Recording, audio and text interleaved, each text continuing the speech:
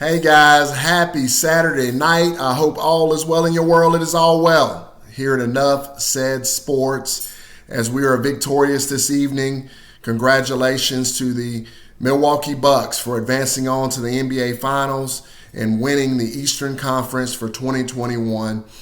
Job well done. They did it in spite of the return of Trae Young on the other side. And they got it done tonight. They played really well. We hit the NBA parlay of the day. We had the Milwaukee Bucks on the money line, and we also had the over. So it was a really, really good night for us. Feels good to get some positive momentum going here and get some wins and finally hit on a parlay.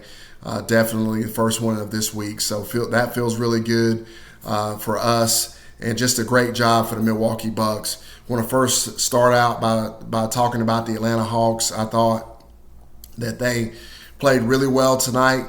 I thought they made a valiant effort. Cam Reddish was unbelievable tonight, 6 of 7 from downtown. He was lights out. He single-handedly kept the Hawks in the game. I thought Trae Young did what he could. Obviously, I think he was hampered by that foot, and he wasn't quite himself. I thought he definitely had a heroic performance and did everything that he could possibly do. I thought the Hawks played their guts out tonight just to be able to stay in this game. There was lots of times that they could have just let go of the rope, and they were able to hang in there and keep battling. It just speaks to the character of this team, speaks to Nate McMillan as a coach, and it speaks to this whole entire organization. They really, really impressed me this season. They far exceeded expectations. They have nothing to be sad about, nothing to hold their head low about.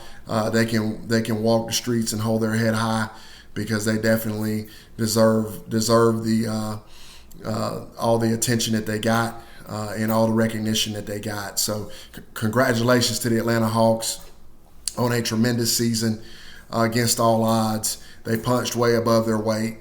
And they definitely, like I said, deserve all of the accolades and all of the respect that they're getting. On the other side, I thought Milwaukee finally got to their brand of basketball. I still felt like they shot way too many threes tonight. But the thing about it is I knew that they would have open threes and open looks because I knew that Atlanta would overcompensate in the painted area there because they got torched down there so badly in the previous game, and Coach McMillan did a good job adjusting to that. And kind of, you got to live with something when a team is able to drive into the painted area with regularity, the way that the Milwaukee Bucks do. You have to live with something, and I thought that Coach McMillan did what he could, but once the three ball got going, it was pretty much over. The Hawks did make a couple really good runs there late, but they never really threatened the Bucks because every time they got within 6 or 8 points, the Bucks would just pull back away. So well done for Coach Bud tonight. I thought the plan of attack was really good. I like this team plays a lot differently when Giannis is not on the court. The ball moves more. Brook Lopez is able to play down low more, and it just makes this team a lot different. I'm not going to say they're better necessarily. I think they're better in some ways because of the ball movement and things of that nature.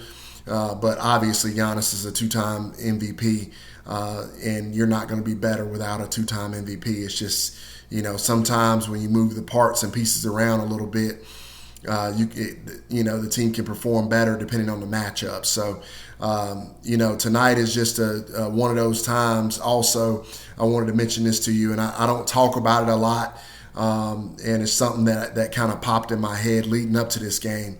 The Hawks were a media darling. They were all over the networks. Everybody was picking them. Everybody was saying it was going to go to Game 7, and of course anything can happen in a Game 7. And I think people fell in love with the Atlanta Hawks. And one thing I wanted to caution you guys about, those of you who are out there actively betting, is please don't get caught up in what the media says. Please don't get caught up in the emotions of fans and people that want a team to win based on an emotion or a feeling rather than actual analysis.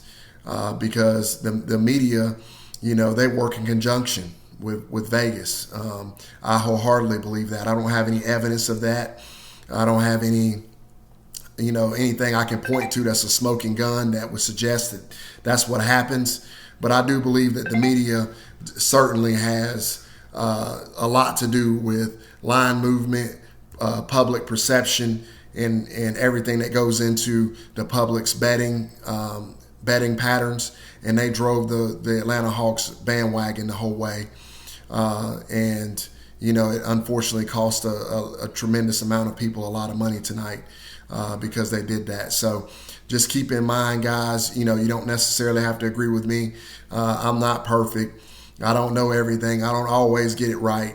But just know that when I make a prediction, it is always based on sound analysis, with the exception of a wounded tiger theory alert. Of course, that analysis goes out the window at that point.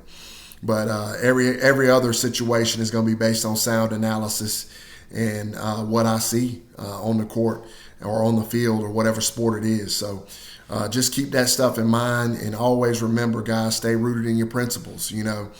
Regardless of what anybody says, what the media says, what I say, stay rooted in what you believe is the case, and always make sure that you have a sound argument or sound analysis that you're thinking about going into these games.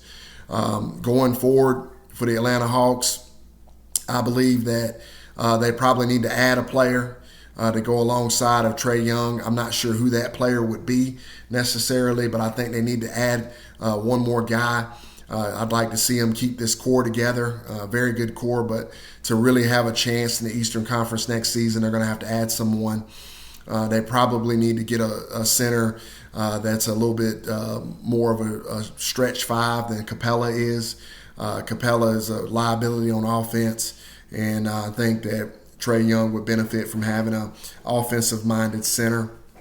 Maybe a guy like a DeMarcus Cousins, who's going to be a free agent out there, would be a really good fit with this team at that position, and then possibly bringing in another really, really good player, like maybe even a Bradley Beal or somebody to go with Trae Young to really finish this team out and make it a finished product. Now, the Milwaukee Bucks will be moving on to the NBA Finals. I'm going to study that tonight and into the morning tomorrow, and I will release my NBA Finals prediction and preview, and then I'll release a prediction and preview for game one of the Finals as well tomorrow. I really want to get a close look at this matchup and really break it down and dissect it, try to figure out what this team matching up against this Phoenix Suns team without Giannis looks like.